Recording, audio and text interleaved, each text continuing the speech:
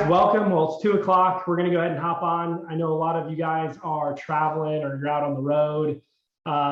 Mike, hey, welcome. Ellis, Dr. Tanner, Tyler, Sean, Matt. This is being recorded, so we'll be able to repurpose this later on. I get pretty stirred up talking about goals.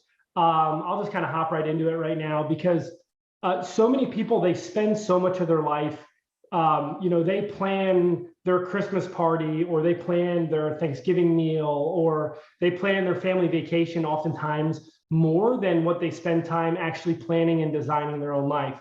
And so many times people say, oh man, I wish my life would turn out differently, or I wish this would happen, or I wish that would happen. Well, the reality is life isn't like this genie in a bottle. We can't just like rub life and get 3 wishes and hope that it turns out to be some special way. The reality is we design our life. And I think it's neat, like what's happening with the metaverse now. A lot of people have heard of, what Facebook is doing. If you've ever seen the movie Ready Player One, I think Ready Player One gives us a really good idea of kind of where the metaverse is going. I'm not saying it's exactly going to be like that, but it gives us a really good idea. It's this digital world that exists.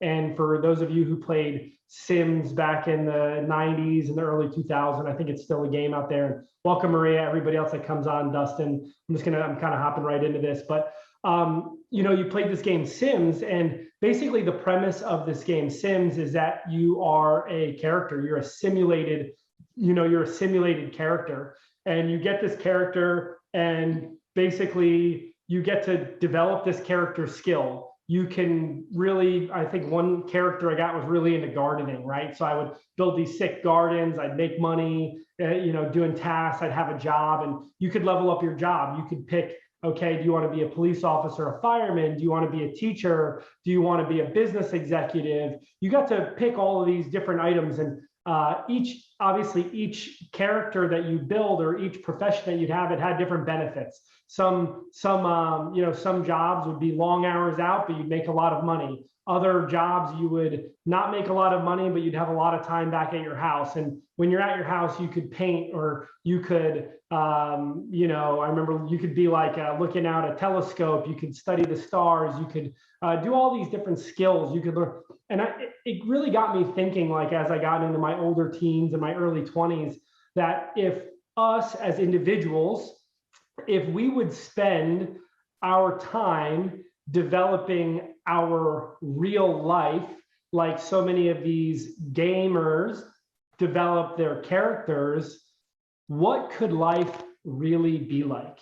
And that's one of the questions that I would start out asking is, what could your life really look like?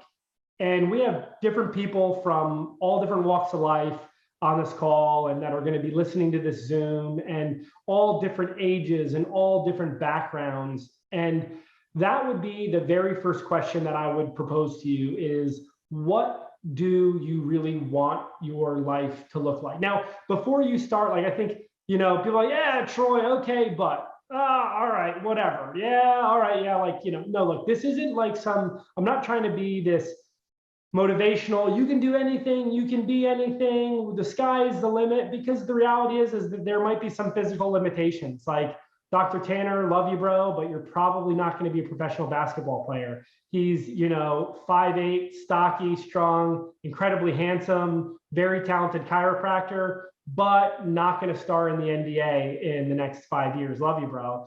Tyler, on the other hand, is like 6'4", pretty athletic. Maybe being a basketball player could be a goal of yours, but probably not going to win Miss America. I can't say that. The direction our country has been going, you might run for Miss America and you might win it. Not really 100% sure.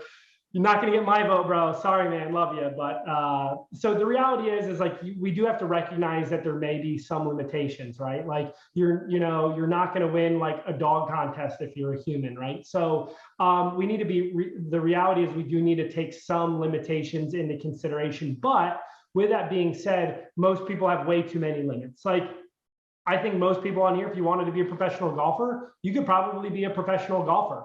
You might not be, the best of the best, but if you wanted to go pro, hey, look, you could put enough time in, you could stretch enough, you could work out enough, you might go broke if you fail, but you could maybe be a professional golfer. You might be able to learn some skill. Like, hey, look, if you really want to learn painting, we'll go over some of this other stuff later. But before you put the limits on, I want to just challenge you to take the limits off.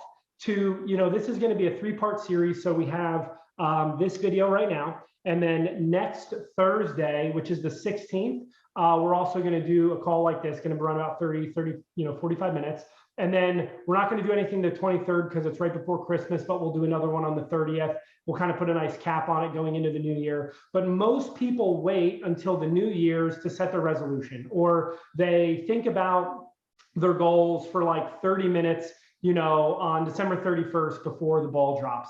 And I can promise you that I don't want to say 100%, but a large majority of any resolution or goal that you spend 20 minutes thinking about is probably not going to be accomplished within that next year. And the reality is it shouldn't. Like, anything in life that is worthwhile is going to take a bit of intentionality within your life. So we're going to be talking a little bit today, and we will cover, like, within the next session and the session after that, we're going to cover some like very hands-on practical tools to like helping you set your own goals. I'm not going to set goals for you, but I am going to share with you some of the hacks, if you will, or some of the approaches that I've learned to set effective goals that really help you move the needle. I'm going to share with you some things to stay away from, some ineffective. The reality is it's not good or bad goals. It's effective and ineffective goals and ineffective goal setting. So we're going to be talking about all of these different aspects,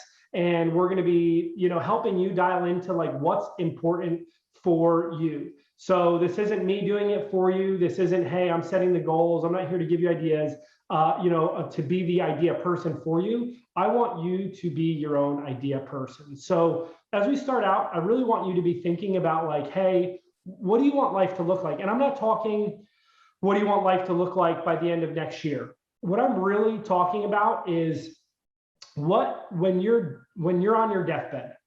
And I know that can be a little crazy to think, but the reality is 2 things are certain in life: death and taxes, right? So when you're on your deathbed, what do you want to say about your life?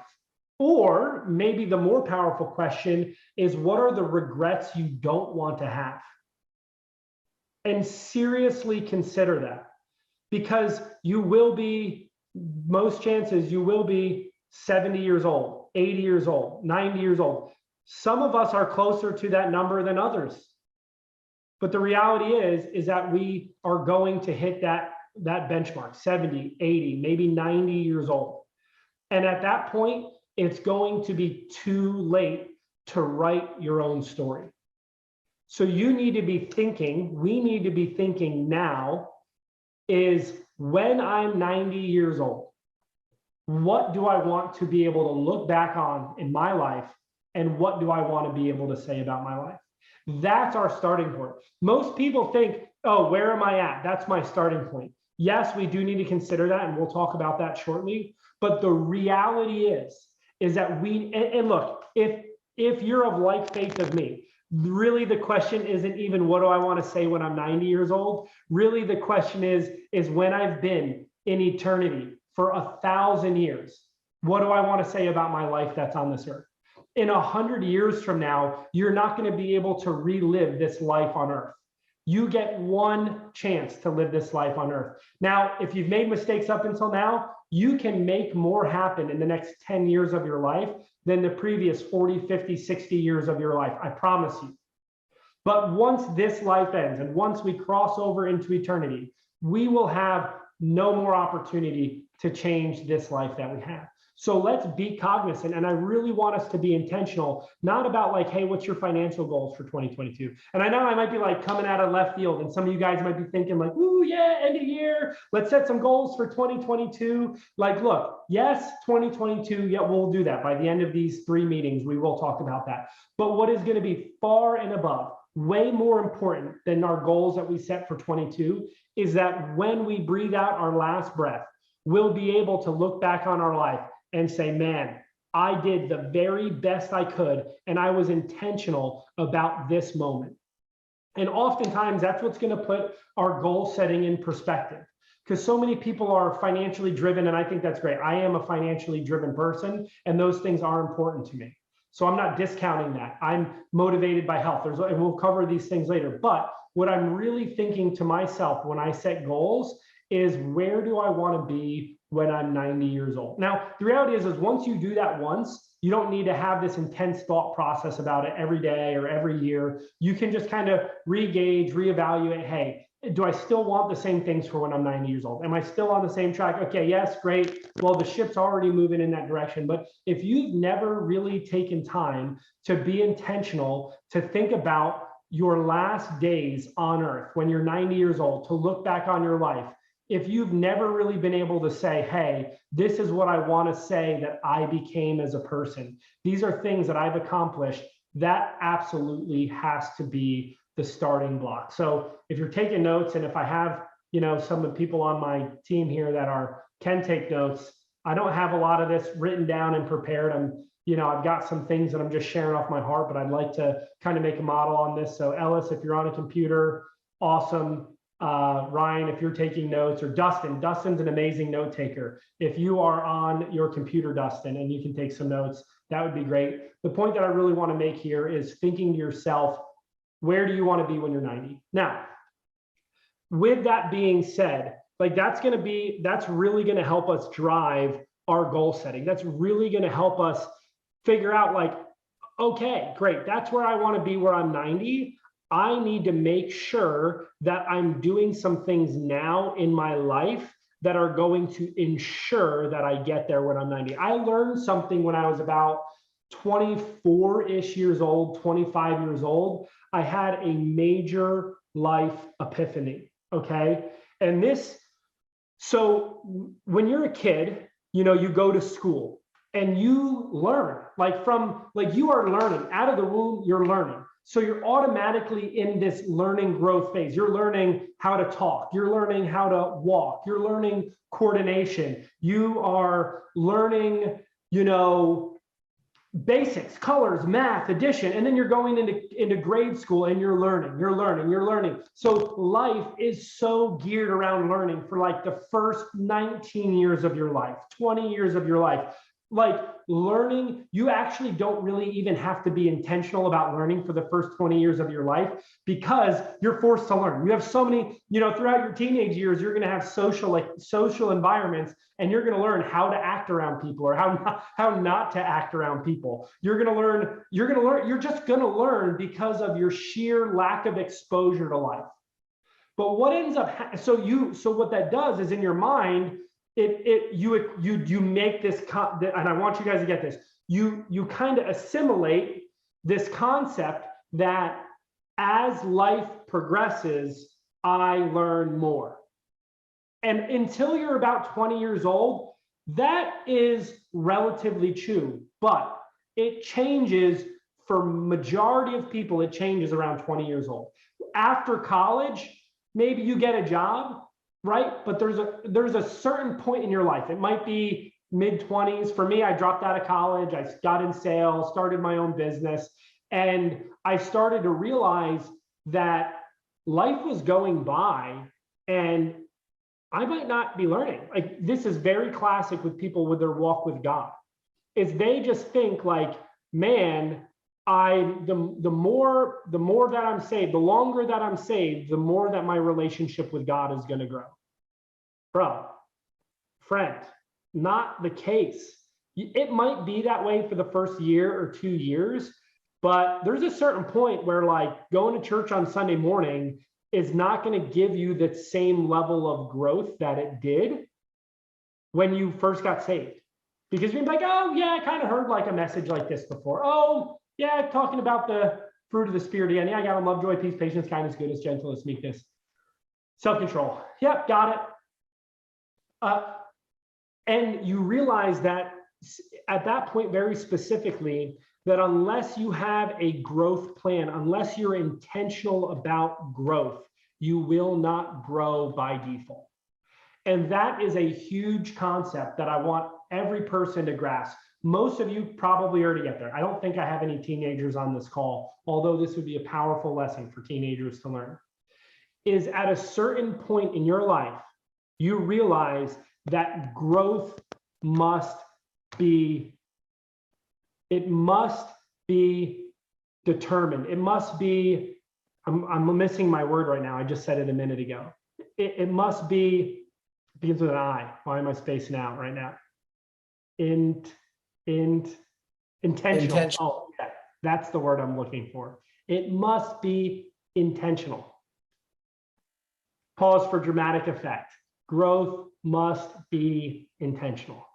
I hope all of you thought, I feel like God just like erased my brain for a second, just so you guys could go, intentional, Troy, intentional, intentional, intentional, intentional, intentional.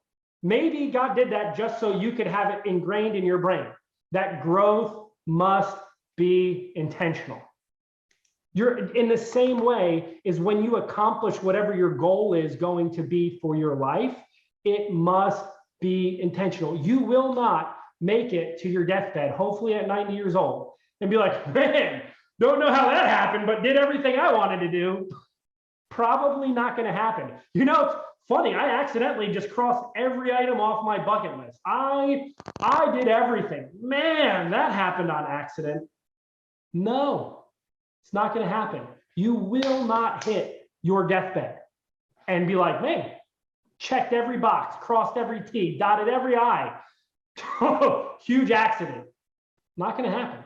It will not happen. If you find some person that did that, man, I'd love to interview them, because I would say by and large that most people that get to their deathbed and are happy or feel successful about their life, they were, intentional. They were intentional about living their life. So that's like a big takeaway.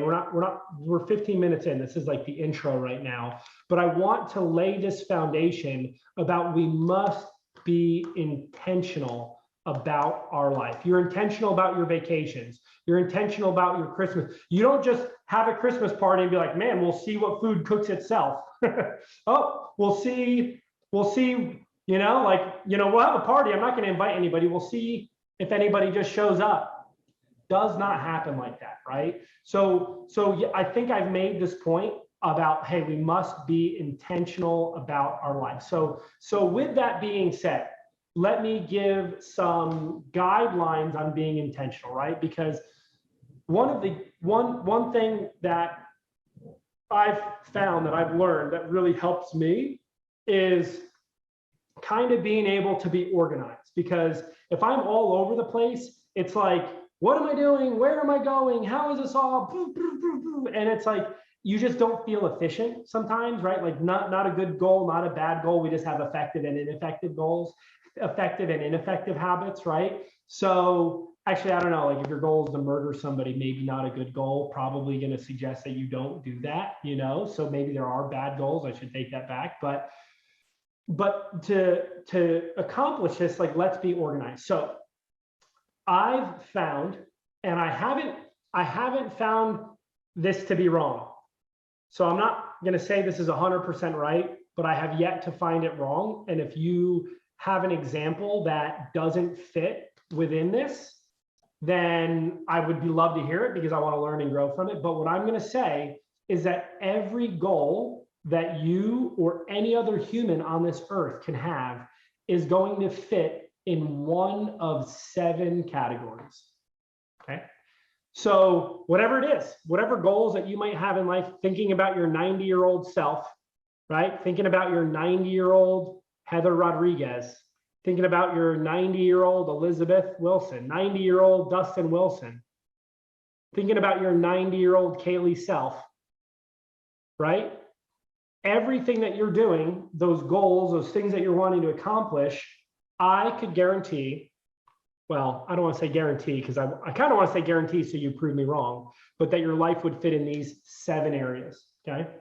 And I got these memorized. These ones I won't forget, but you can probably write these down. Spiritual, physical, financial, emotional, intellectual, relational, and recreational. Every single one of your goals can fit into every single one of your goals can fit in those 7 areas. I'll go ahead and say them again. Spiritual, physical, financial, emotional, intellectual, relational, and recreational. Those 7 areas, you could categorize every goal in your life. And if you can't, you found the exception to the rule, let me know, because maybe there's 8, but I believe it's 7. Physical, obviously. Physical, I think, is like one of the most go-to goals for most people. So I'm just going to give you guys some examples, because people are always like, well, what about emotional? What does that mean, right? So we'll cover that, right? So obviously physical could be a lot of different things. You know, physical can be a weight, physical can be a look, it can be a, you know, it's going to be something about your physical health. It could be about your diet, your nutrition, right? That's physical, that's your physical body, that's your physical self. Okay. Your spiritual could be spiritual growth, right? Could be, certain prayer goals or certain, certain learning goals in the spiritual realm, right? Certain meditation practices or whatever, right?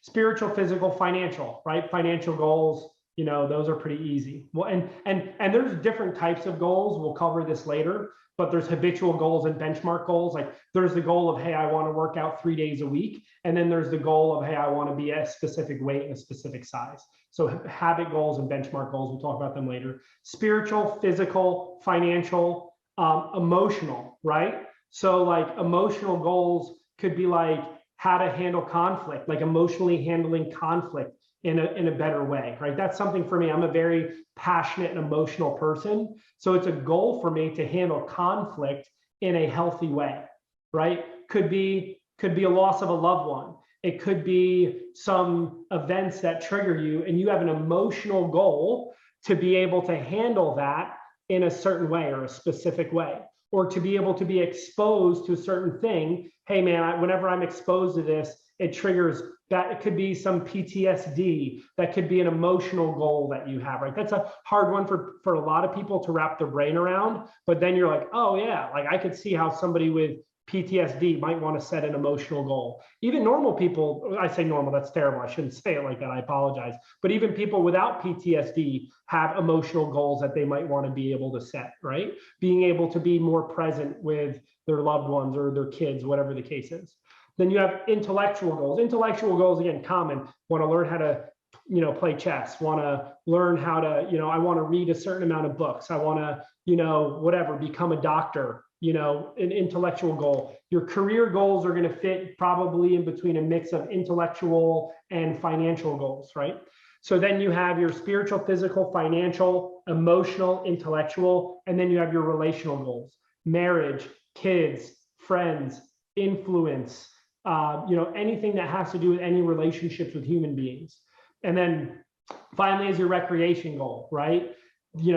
For golf, like that's a huge goal for me right now as I'm learning to play golf, right? Those could be recreation. Maybe you're recreational, wanting to learn how to blow glass or throw clay, or, could be any relational hobby that you have, maybe gardening, whatever the case is, that's your recreational goal.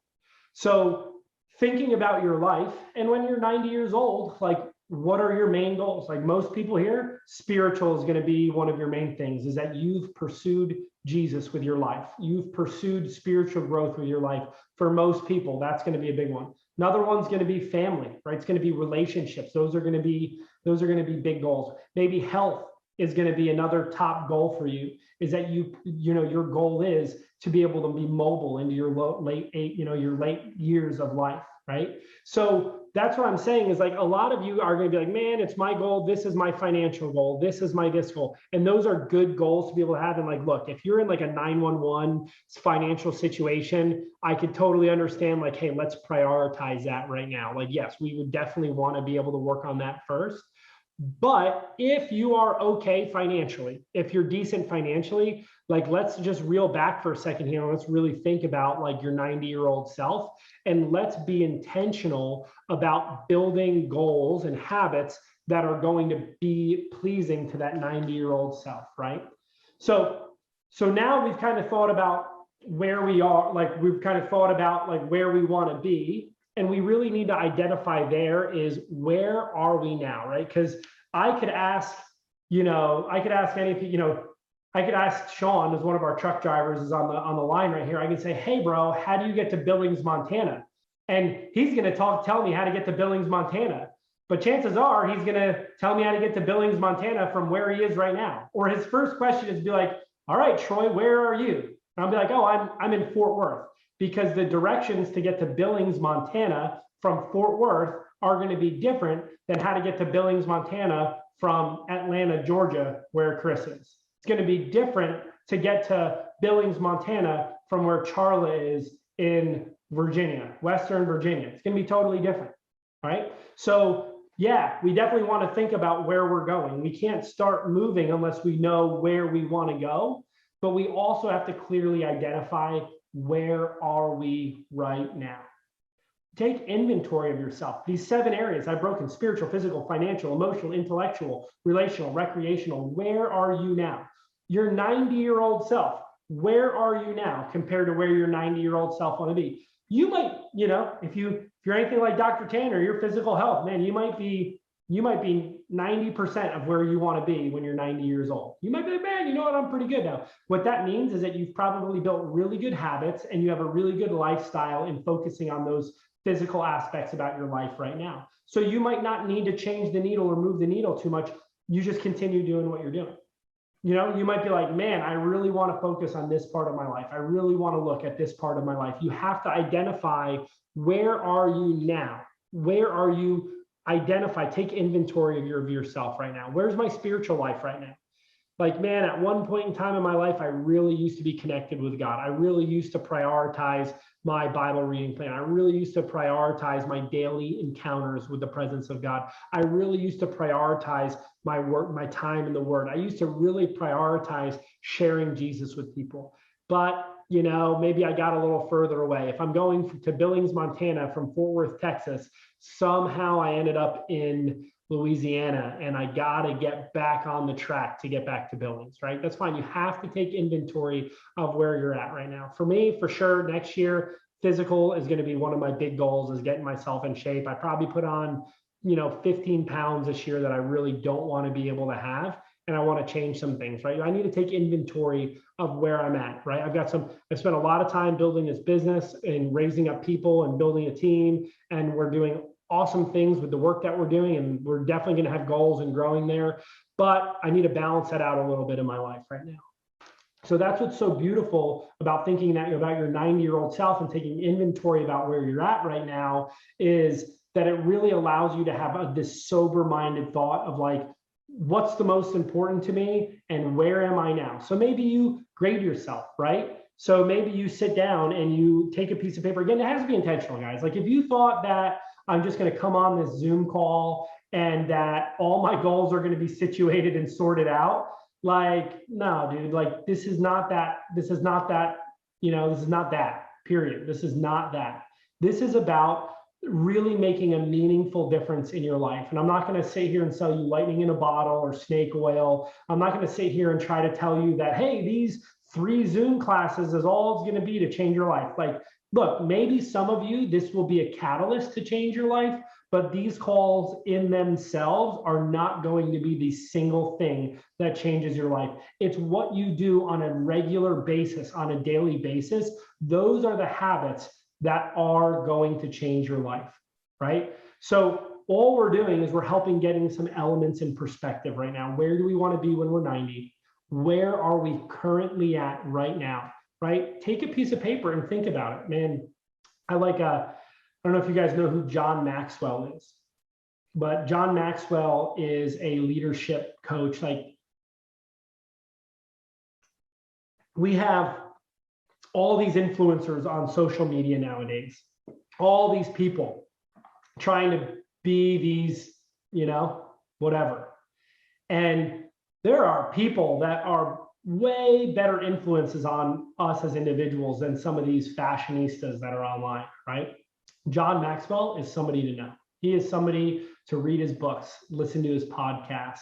He might not be Kim Kardashian on Instagram, but he is incredible with what he does. And he has a thinking chair in his office. Maybe to our truck drivers that are watching this or listening to this, maybe you make your passenger seat your thinking chair, and at the end of the night, you purposefully sit in there just to think. You make that your spot where you say, hey, this is my thinking chair. And spend some time outside of this call, schedule it. Like, look, you're not gonna have time. I promise you the time, if you're a busy person, especially if you're a parent, especially if you're involved in your business, in your church, whatever the case is, you're not just magically going to have time. You do have to be intentional about making that time in your life. And you need to schedule an hour out. Don't be rushed. Schedule an hour out. Troy, I don't really have that type of time. Yeah, man, well, wake up early. I don't know. Like, how important is your life to you? Like, I'm not going to sit here and tell you it's going to be easy. I'm not going to sit here and say that you don't have challenges. Like, look, you may be a single mom on this, listening to this right now. You might be a single mom. And I'm not going to sit here and tell you that some people don't have it easier than you. Yeah, because you know what? They probably do. But how much longer do you want other people to have it easier than you for? That is what you're going to be able to make the difference on and the decision on. You might not love your situation right now, but the question is how long do you want to stay in that situation for? And it's not going to happen by accident, right? So you're setting this intentional time out and you're reflecting spiritually. I mean, like, look, do I have this special formula? No. I'll just give you an idea. Rate yourself 1 to 10 right now. Well, how do you do that? I don't know. Think about what does perfection look like? Perfection, right? And you know what? Spiritually, for me, if I'm on target spiritually, it's that I'm having an encounter time every day. It's that I'm setting myself 15 minutes, 20 minutes, 30 minutes, and I'm disciplined about having encounter time. In fact, and during that encounter time, that I'm actually encountering the presence of God, that I am actually tuning into the presence, that I'm hearing his voice. Okay, you're now starting to define what does perfection look like, right? I say perfection because it's maybe not the case, right? So what is health? What does perfection of health look like for you? Man, you know what? Perfection of health looks like for me being at 14% body fat. You know, it looks like me being able to touch my head to my nose, to touch my head to my knee when I flex. That's what perfection looks like. Oh man, that's a tall order. Hey, I'm just saying what perfection looks like, right? Like, and that's different for you. Maybe that's not what perfection is for you, right? But you have to define what does it actually look like when I've reached this pinnacle of success. You have to define success, because how are you going to ever know if you've gotten there if you don't have the, oh, I just want to be healthier. Great. Like, look, you start including microgreens and a salad in your diet every day. You've now become healthier. Does that mean that you've actually accomplished what your goal is, right? Like, you have to be specific in defining what success looks like, because if you don't do that, as we make goals, you're not going to be able to track yourself. And we'll talk about that more as we go on over these next few weeks. But we're talking about identifying where you're at right now, identifying what perfection looks like, identifying where you're at versus where perfection looks like. You just rate yourself. Write that down. Maybe you're writing spiritual. This is what my perfection looks like. It looks like this. Okay. And then rate yourself on a scale of 1 to 10. Now, before we go into like, hey, what do I do to get there? That's not where we're at right now. Like, some people will be so distracted, they're going to get in the weeds. Stop yourself from doing that, right? Move to the next area. What does perfection look like for you physically? What is the ideal perfection for you physically, fitness, right? Jot that down and then rate yourself 1 to 10. And don't start. Look, the temptation is going to be to start making your daily schedule and scheduling in your workouts. We're not there yet. We don't want to do that, right? Slow down a little bit, right? Because we're going to have a lot of things that we're going to want to do with our life. If you're anything like me, there's not enough hours in the day. There's not enough days in the month, right? There's so much to do, so much to accomplish, so much that we want to make our life do that we just think, man, if there could just be 30 hours in the day, that will help. And some of you are like, man, there's too many hours in a day. I wish you could just crawl under a rock. Let's change that. Maybe let's change one of what your emotional goals are, right? So taking inventory, go through every area. Don't get in the weeds. Don't get into details right now. Take inventory of where you're at. What does perfection, in quotes, look like? What does the ideal scenario look like? When you hit this level of this is where I really want to be, what does that look like for you? Identify that. And then once you've done that, rate yourself, okay? Determine where you are.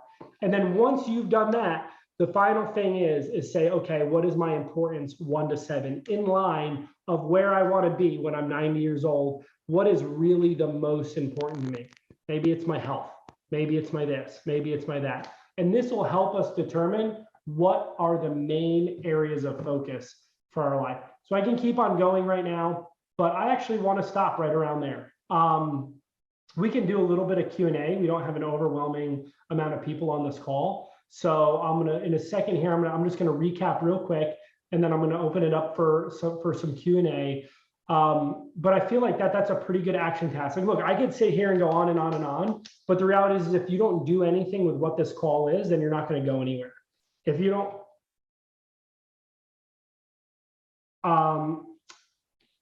sorry, my wife just texted me. I want to make sure it wasn't a 911. So if we don't take any action from this call, it doesn't matter how good this call is. This call might as well not have even happened, right? So my goal with this is like, look, you still have a wife, you still have a husband, you still have kids, you still have a life, you still have things that you're currently doing right now. You know, your life is like this, you know, it's a cruise ship or battleship. It's not like this little speedboat that you can turn on a dime. Like you just can't all of a sudden snap your fingers and change your whole life scenario right now, right? So the takeaway from this is identifying where you're at when you're not, what you really want to be able to say when you're 90 years old, and then taking those 7 areas of your life and figuring out what perfection looks like in those areas. I use that in quotes, and then rating yourself on a scale of 1 to 10, and then prioritizing what the most important, you know, on a scale of 1 to 7, what the most important are. If you did that over the next 7 days, then when we meet together next week and we all actually talk about how to set goals, we're going to be able to be effective. If you don't do that, look, you know, I'm not saying that you're not going to accomplish what you want, but what I'm saying is that you might accomplish it and then find out that you're not really where you want to be. Right. So the most important thing is if we're going to put rocket thrusters on where you're going, we want to make sure that you're going to hit the target, right? Or at least be really, really, really darn close. So we're going to open it up for some Q&A right now. I'm just going to recap it again real quick to make sure it's really, really clear, and then we'll do some Q&A for 5-10 minutes, whatever. So again, it's, you know, determining your 90-year-old self. And then it's identifying these 7 areas and what perfection looks like in those 7 areas. And then it's rating yourself 1 to 10 in those 7 areas.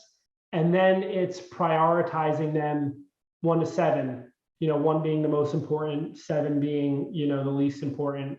And if you can get all of that done when we meet again next Thursday, then you're going to have, it's like, hey, I want to bake a cake. Great. You need the ingredients, right? You got to have all the ingredients out. If you're like me, before I bake a cake, I get all my ingredients out on the table. I get all my tools out on the table before I start baking a cake, before I start making cookies. I get all my measuring items out. Why? Because I don't want to go looking in my cabinet with flour on my hands to try to find the other next measure one. I get prepared first. You have to be intentional. I'm helping you get organized. Before we start setting goals, get organized, and then we can do it. So cool, open up Q&A. Can you guys all unmute yourselves? I don't know if you guys can or not. I think you guys can. If you guys are on desktop, you know, it's the mute button's on the bottom left. I think even if you're on a phone, the unmute button is on the bottom left. So feel free. Any questions? Yeah, Troy, I got it. The 7 areas real quick are spiritual, physical. Look at Ryan's next level with a hand raise up there, bro. Look, if you guys want to get on next level, figure out how to raise your hand on this app. I'll immediately call you out, okay? So spiritual, physical, Matt Wood, another one. All right, you're second. Spiritual, physical, financial, emotional, intellectual, relational, recreational. Cool. Ryan, go ahead. What's your question, bro? Yeah, man. So my question, Troy, is out of those 7 areas, do you find that like certain areas are come at like a higher level of importance to you, or do you find that acknowledging all 7 is like kind of the secret sauce, if you will? You get what I mean? Like, is there one particular area out of those 7 that you find to be the most important, or would you say that every area kind of coincides with one another and is in some way, shape, or form equally as important as another? Sure. I think that that's a good question, right? And let me say is that like, it's definitely going to depend on the individual, right? Like if somebody genuinely has a goal to be a professional athlete, like they are going to need to prioritize their physical self over some other areas, could even be over finances, right? Like they're going to need to make that. So that's why I say is it really depends on your 90-year-old self and keeping everything in light or like going beyond, because here's the reality for me is eternity drives me, because this is where we'll end it here in a minute. So don't leave. I kind of have like a main thing that I want to leave, that I want to kind of close this with in a couple minutes. So don't leave. I want you to hear that, but it's really just going to depend on what your goals are. Now, like you could ask me, is there maybe more common things? Like, yeah, I think people are going to be like spiritual, physical, financial, that they're going to generally be the most common goals. You know, they're going to be like the most, you know, they're going to be the go-to areas for most people are going to be spiritual, physical, financial. Does that answer your question? Yes, sir. Thank you. All right. Now you got to figure out how to put your hand down. I don't want to do that. Matt, go ahead. You're next. Mine was the 7, so I'm good. I just want to raise my. You're good. Chris, you're unmuted. You got a question, sir? Nope, I didn't hear it. Okay. Chris Yeah, was gotcha. Chris is no. Yeah. Anybody else? Christopher Soltis? No. All right. No, I'll ask a question. Yeah, I was writing down or giving myself a pre-score on each thing, and I noticed that hey, a lot of 6s. Because I'm trying to be accurate or just be fair.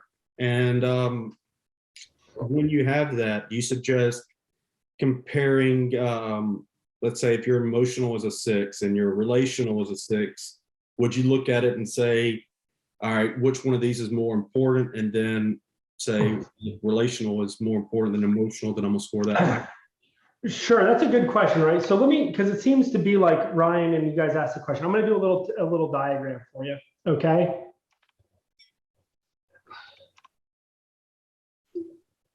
Let me think about this.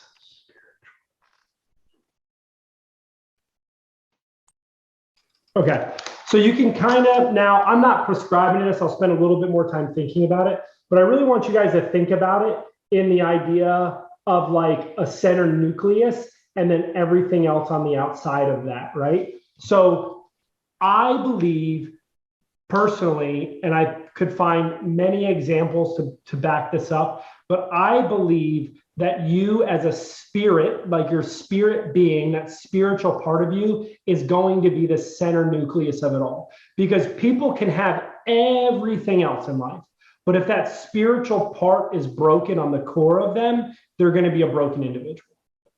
And the vice versa, there's people that a lot of the other areas can be unstable in their life. But if they're solid spiritually, if their inner man, if their heart is solid, that there's going to be joy and peace in all of the other areas. So, fix the core, like go for the core. Like that will be the most important piece in the fact that not that you have to reach a 10 before everything else, and then you go out from there. Like your spirit's the most important, but then right after that is your intellectual, is your thoughts, is your mind, right? Because where like our spirit, our mind determines our actions, right? Like, because I know that,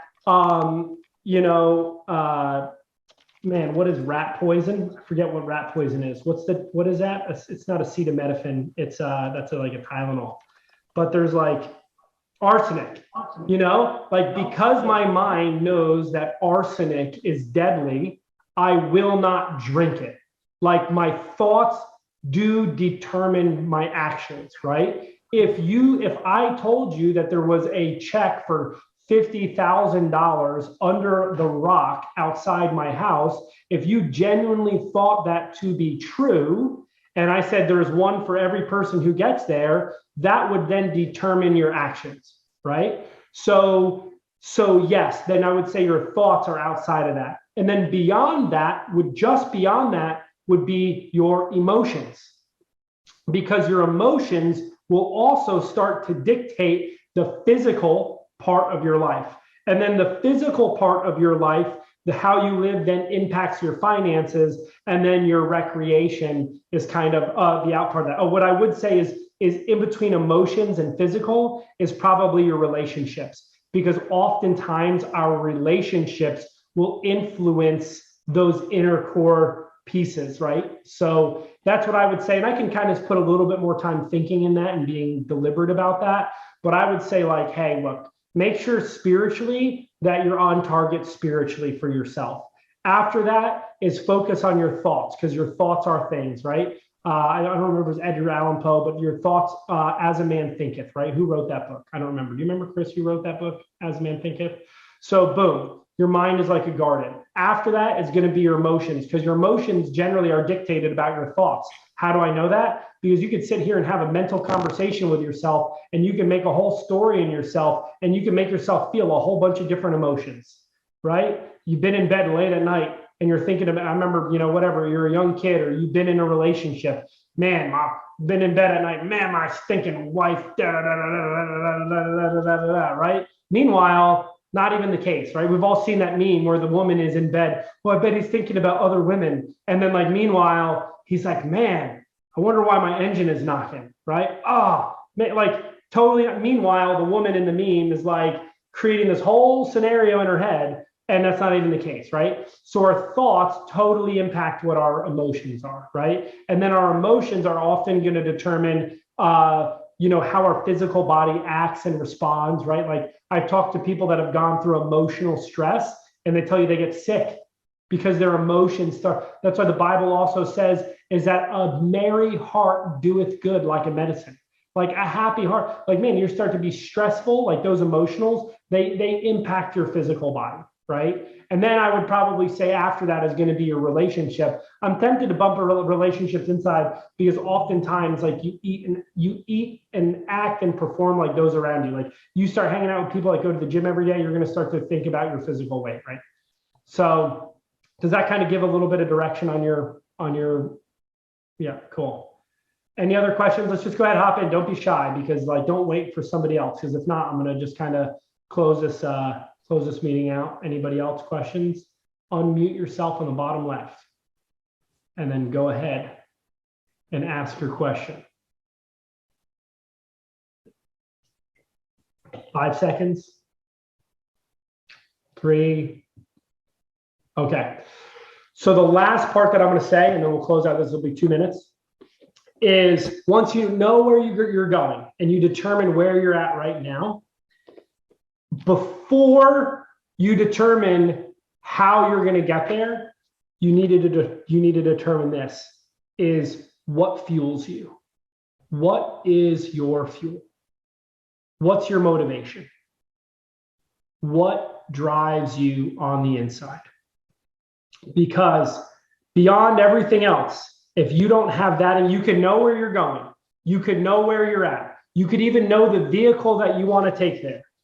But if you're putting gasoline in a diesel truck, it's not going to happen. You have to know what fuels you, why. What is your why? And your why is your fuel tank. Your why is the tank that pushes you. Your why is what drives you. Man, our company is under an IFTA audit right now, where we have to, like, I have to track every mile that our trucks drive. I have to track every every gallon that they purchase, the state, and it all has to have supporting documents, we do millions of miles every single month, and I have to track every single one of those miles. So I had to compile this huge report. It was stressful. I worked a few all-nighters till like 4 or 5 o'clock in the morning to be able to do it. Now, why? Like, well, in one sense, I got families like Sean's that I'm supporting to make sure like our company stays in existence, right? People like Chris, people like Montana, Nati, a lot of guys that are on this call and gals that are on this call. Like, if I don't do it, your families don't live. Like, they don't get a live. They don't get an income, right? Like, this is a pretty important thing, right? But even beyond that, because you guys can find other jobs, God will provide for you outside. What drives me, for me, is honoring God with my life, for me. Because I have to get to the point in life where my life is not my own. The Bible says that our life is not our own, that God died for us. So it's no longer I who live, but he in us that lives through us. So my life is no longer my life. So now my questions don't become what do I want to do? My life becomes, God, what do you want to do through me? And I'll tell you this, is what God can do through you is so much greater than what you would ever be able to do on your own. And a lot of people think, man, well, if I let my life go, that I'll lose it. But only in losing your life will you be able to find your life. And you will do more when you let God move through you than when you do on your own. But whatever it is for you, find your fuel. Maybe for you, it's your family. Maybe it's your wife. Maybe it's your kid. But what happens when your kid's 25 years old and doesn't need your support anymore? Did you just lose your motivation? What if something happens, right? You lose a loved one and they were your motivation. You've now lost. It's such a faulty ground. It's such a faulty foundation to be on. I'm not saying you can't. I'm not saying that it maybe for you that is really the thing that makes you tick. Go for it. Maybe it's your future generations. Maybe that's it. Great. Go for it. You have to determine what's your fuel, because there's going to be a time where you don't feel like it. There's going to be many times that you don't feel like it. There's going to be many times that you're done, you're burnt out, you don't want to do it. And you need to tap in to your motivation tank. You need to tap in to what it is that drives you to be great. For me, it's letting my life honor God. I want everybody to be able to look at my life and say, holy moly, look at what Troy did. And I'll be able to see, no, look at what God did through my life. That is what motivates me. So love you guys. You guys are awesome. We'll go ahead and do this again next Thursday. And next Thursday, we're going to be very, very, very, very practical. We're actually going to be going over how to set what I believe is effective goals. You need to have the ingredients first. So next week, we're actually going to determine how to set everything up to start mixing it all together. We're not quite baking it. Today was about taking inventory, about making sure that you have all the ingredients. First of all, today was about determining what you want to bake. And then once you determine what you want to bake, you got to look in your fridge, you got to look in your cabinet. What ingredients do I have and what ingredients do I need to get? That's what today was. Okay. Next week, it's going to be about mixing the ingredients. It's going to be about measuring the ingredients, putting it all together. And then the week after that, it's going to be about baking it in the oven. So love you guys, signing off. God bless America. You guys are wonderful people.